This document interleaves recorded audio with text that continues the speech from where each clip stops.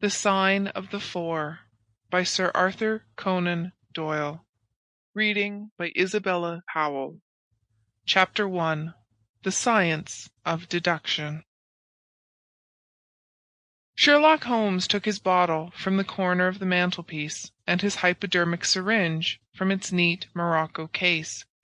With his long, white, nervous fingers he adjusted the delicate needle and rolled back his left shirt cuff.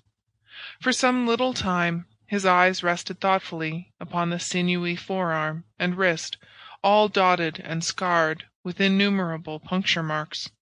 Finally he thrust the sharp point home, pressed down the tiny piston, and sank back into the velvet-lined armchair with a long sigh of satisfaction. 3 times a day for many months I had witnessed this performance, but custom had not reconciled my mind to it. On the contrary, from day to day I had become more irritable at the sight, and my conscience swelled nightly within me at the thought that I had lacked the courage to protest.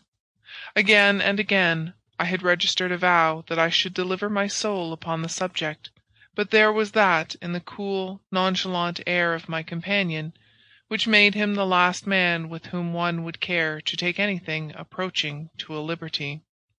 His great powers, his masterly manner, and the experience which I had had of his many extraordinary qualities, all made me diffident and backward in crossing him. Yet upon that afternoon, whether it was the bune which I had taken with my lunch, or the additional exasperation produced by the extreme deliberation of his manner, I suddenly felt that I could hold out no longer. "Which is it today?" I asked. "Morphine or cocaine?" He raised his eyes languidly from the old black-letter volume which he had opened. "It is cocaine," he said. "A 7% solution. Would you care to try it?" "No, indeed," I answered briskly.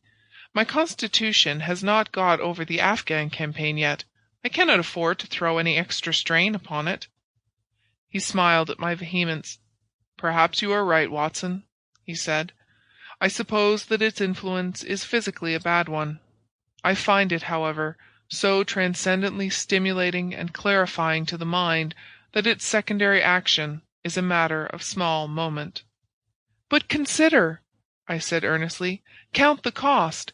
Your brain may, as you say, be roused and excited, but it is a pathological and morbid process, which involves increased tissue change and may at last leave a permanent weakness. You know, too, what a black reaction comes upon you." Sample complete. Ready to continue?